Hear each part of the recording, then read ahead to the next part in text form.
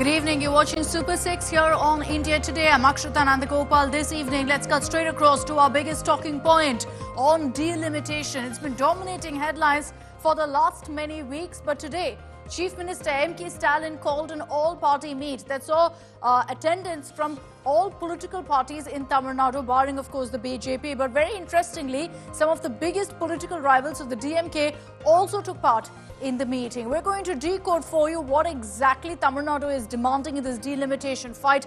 Are other southern states on board? What could adequate ideal representation actually look like? Is that feasible? That and much more coming your way. Tamil Nadu Chief Minister M.K. Stalin called an all-party meeting today on the delimitation process later to take place next year in 2026. Stalin invited all political parties and almost all Tamil Nadu parties, including political rival AIADMK, very surprisingly attended that meeting, showing you how really the issue of delimitation is uniting political parties in the state. Chief Minister Stalin sought consensus from all parties attending that meeting and beyond to take on the centre on the delimitation exercise. And let's begin our coverage here on Super 6 on this entire showdown by showing you what exactly Stalin said in that meeting. We'll decode the takeaways right after. இப்படி ஒரு சம நீதியற்ற அநீதியான தொகுதி மறுசீரமைப்பு செயல்படுத்தப்பட்டால் இந்திய அரசியலில் தமிழ்நாட்டோட குரல் நெரிக்கப்படும். தமிழ்நாட்டுடைய நலன் மற்றும் தமிழ்நாட்டு மக்களுடைய நலன் ஆகியவற்றை பாதுகாக்கிறதுல நம் மாநிலத்தில் இருக்கக்கூடிய பலம் குறைக்கப்படும்.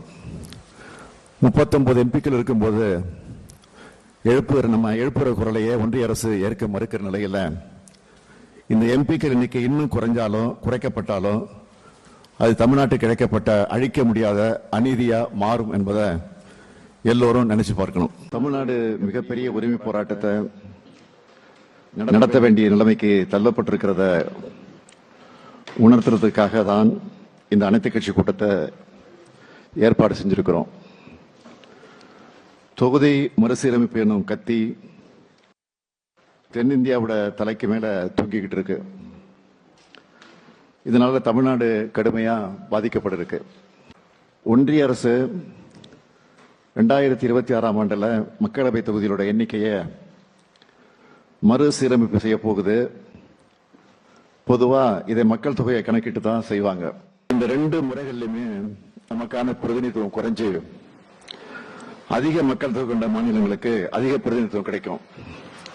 இதனால தமிழ்நாட்டுடைய குரல் நசுக்கப்படும். Okay, so what's the big takeaway, the big talking points from that all-party meeting? What really did DMK accomplish by getting all these political parties together? So let's talk about the 5 big takeaways. First, that you had a resolution being passed against the delimitation exercise. All parties unanimously in that all-party meeting made it clear that the delimitation based on population numbers is something we're not okay with. Nearly all Tamil Nadu parties are clearly on the same page when it comes to delimitation. Imagine this, the DMK and the AIADMK seated together in an all-party meeting called by Stalin. Reportedly, AIADMK even made some suggestions on changes that was immediately adopted by the Dravida Munnetra Kazhagam. There's a push for the movement to grow beyond Tamil Nadu. Right now, the politics, the showdown and the consensus is in Tamil Nadu. Stalin in the meeting has said that we will urge all southern states to join us in our agitation against delimitation. Now, what in fact this all-party meet wants with their resolution is, they're saying we want the freeze to be extended as per the 1971 census. Essentially, that when the census is conducted next year, nothing changes as far as numbers go. But if there is any change, if there's an increase in parliamentary seats, then Tamil Nadu seats must go up too. Otherwise, Stalin says it will be unfair that the north will have more representation than the south. Now, another big talking point. We've shown you, of course, the 5 takeaways. Another big talking point from the meet was Kamal Hassan choosing to attend the all-party meet. Now, the Makkalidi Mayam chief's stand wasn't surprising, but he chose to personally attend the meet, while most other parties chose to send representatives. All government decisions made in the center is executed by the states.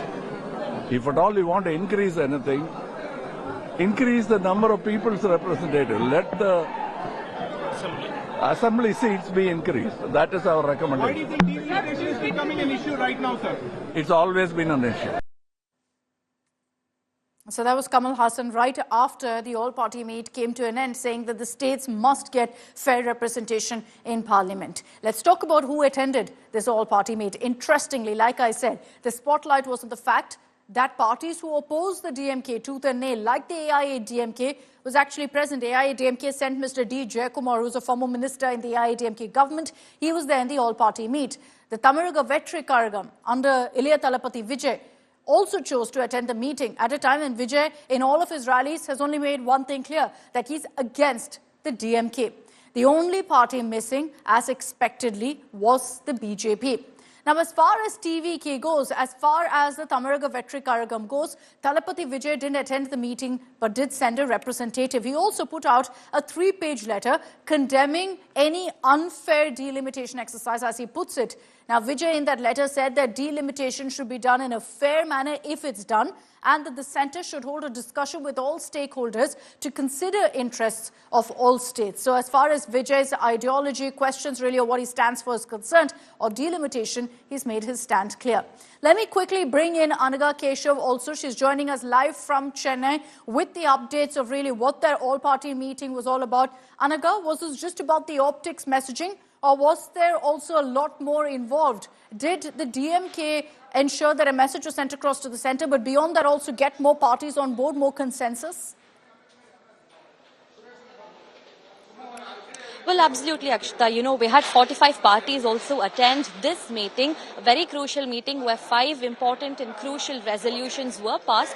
We had all the bigwigs attend this meeting, from Kamal Hassan, Udayanidhi, CM Stalin, all the ally parties attended this meeting, saying that, if there is delimitation that's being implemented, if seats are increased in northern India, then we want seats to also be increased in southern India, and especially Tamil Nadu proportionately. And interestingly, we had the BJP also have its own kind of campaign on the same day that the all-party meeting was held. The BJP has launched its signature campaign, which is where I am reporting from currently. And behind me, what you can see is the signboard that Annamalai has launched. He also signed this signboard first.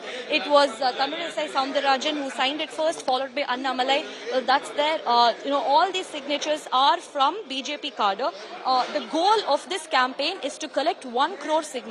The window for collection of signature will be open from today till the end of May. That's May 31st. After that, 1 crore signatures will be submitted to the President of India, basically in favor of the national education policy. So, talking about optics, on the same day that we had the all-party meeting, the BJP decided to boycott that and have its own kind of signature campaign. While all that was happening, CM Stalin also, multiple times he requested BJP to take part in that meeting by setting aside politics. But, the Bharatiya Janata Party decided to boycott that, and the all-party meeting was held condemning the delimitation exercise.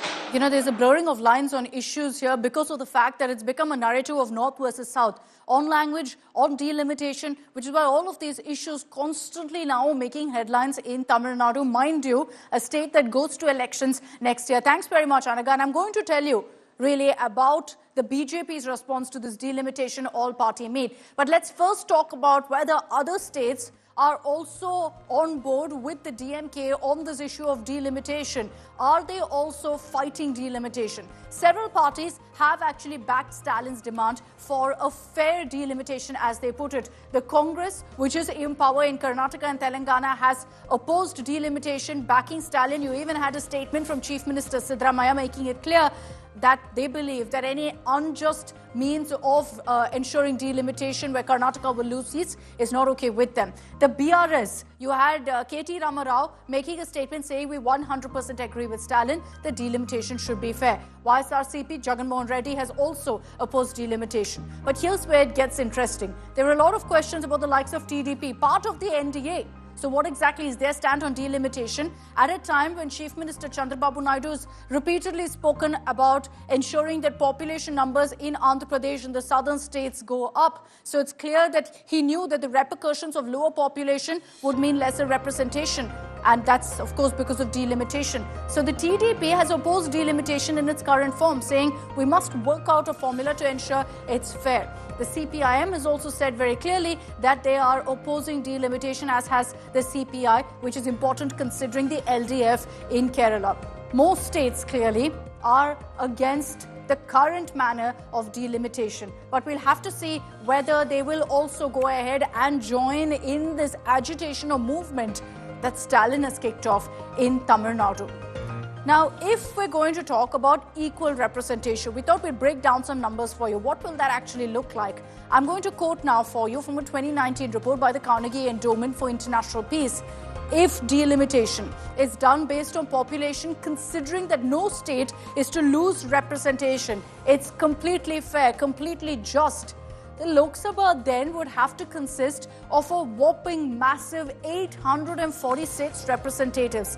That exceeds the maximum strength of any lower house in any democratic country today. Imagine that you will have from 543 today to 846 next year, if we're talking about equal representation. So what will that look like? Well, the majority mark at 846 will be at 424 seats. On the other hand, the northern states, I'm talking about Bihar, Uttar Pradesh, Jharkhand, Rajasthan, Delhi, Madhya Pradesh, Haryana. If you look at all of these, they'd have a total of 378 seats of, in fact, that 846. And then you look at Maharashtra and Odisha. If they were added to that figure of 378, it would become 482, way above the majority mark. The southern states like Andhra, Telangana, Karnataka, Kerala, Puducherry, Tamil Nadu, bring them all together, they'll have 165 seats in all. Now, if you looked at equal representation, you would have all south states actually gaining seats except for Kerala, which from 20 would become 19 because they are the actual only state to have successfully ensured population control measures. Tamil Nadu from 39 could perhaps jump up to 49 as well. Now, like I said, this is if you're going to see equal representation based on a 2019 report is how we've got these figures. Let's now get you breaking news that's coming in, a reaction from the BJP.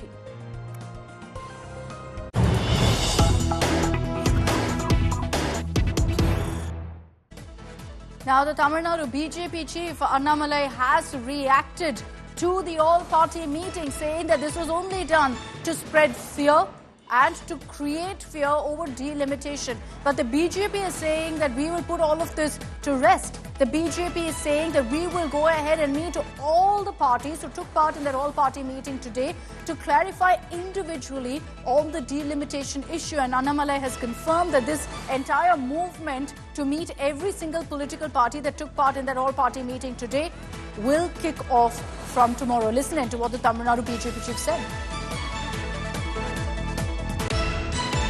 So Tamil Nadu BJP has taken a very popular people's stand that 3 language is the need of the hour. NEET is the need of the hour.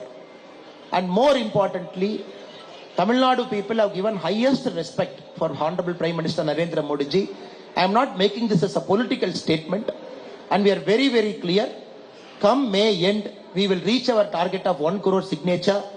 And it will be a resounding success. That is why we have announced our public meeting and gatherings also. And you will see what is popular, what is not popular post May month. So let's see how really this plays out. But what's very clear is that the delimitation showdown is only going to snowball in the days ahead. Again, let me point out, Tamil Nadu goes to polls next year, which is why you're going to see this entire regionalism issue again being played up, those sentiments being played up by the Dravidian parties. So let's get you details now of a smuggling plot in Karnataka that's been unearthed, the details of which will absolutely stun you. This is Kannada actor Ranya Rao, nabbed at the Bengaluru airport for allegedly attempting to smuggle a whopping 15 kilos of gold that was worn on her inside her jacket like a belt. She wore it and walked out of the airport, or at least attempted to. This gold was worth over 12 crore rupees and she'd smuggled it in from Dubai. Now, this woman, Ranya Rao, is actually the daughter, the stepdaughter of a Karnataka DGP rank officer. She was detained at the Bengaluru airport after the customs department got a specific tip-off. And suspicions were raised because of the number of times she traveled back and forth from Bengaluru to Dubai. Now, the arrested actor is the stepdaughter of a senior IPS officer, Ramachandra Rao. He serves as the Director General of Police in the Karnataka State Police Housing Corporation. According to officials, the DGP's stepdaughter was under surveillance because of how many times she traveled to Dubai. She traveled to Dubai 4 times in a matter of 15 days, in 2 weeks, with her husband. And it's because of this that she was under the radar. She allegedly concealed these gold bars, massive thick ones, inside her jacket, wore some significant portion of gold just to divert the attention of officers. So she didn't even try to hide it. It was just worn under a jacket. It's also revealed that Ranya actually used influence to bypass scrutiny, used local police to actually get an escort because of the fact that her stepfather is a DGP rank officer. And so the customs she evaded every single time. And now we understand that there is an official investigation against her by the DRI as well as by the Enforcement Directorate. There are so many questions that come up in this entire case about whether she used the clout she had, whether her father knew, are top-level officials involved in the smuggling racket. At this point, the investigation is underway. We'll hopefully have answers very, very soon. Let's get your reactions. The investigation is on. DRI, they're investigating the case. Until and unless they come out with definite information, I won't be able to react to it. But yes, they are investigating. Let them complete their investigation. I don't know anything. Many feel that... I'll be simply speculating if I have to say something. See, this is if it is true, if the police have a part in this is a total misuse of police power. So I think government will take stern action on this. I think the concerned authorities will surely to give justice in this matter.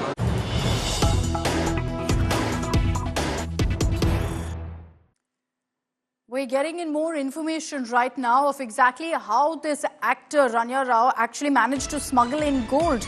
And she reportedly traveled to Dubai 30 times in the last 1 year, bringing back kilos of gold each time.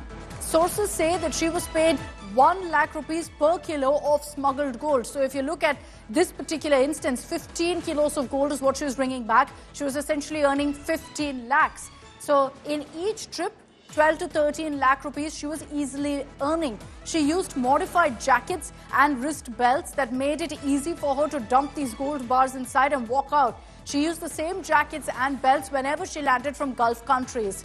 With the suspicion that this was a large smuggling network, authorities are now probing potential links to politicians, to businessmen, to police officers' families.